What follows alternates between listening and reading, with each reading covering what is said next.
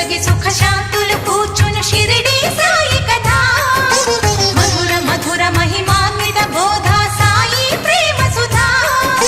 పారాయణతో సకల జనులకి భారాలను తొలగించే గాథ పారాయణతో సకల జనులకి భారాలను తొలగించే గాథ సిరుల నొసగి సుఖ శాంతులు కూర్చును షిరిడి సాయి కథ మధుర మధుర మహిమాన్విత బోధ సాయి ప్రేమ సుధా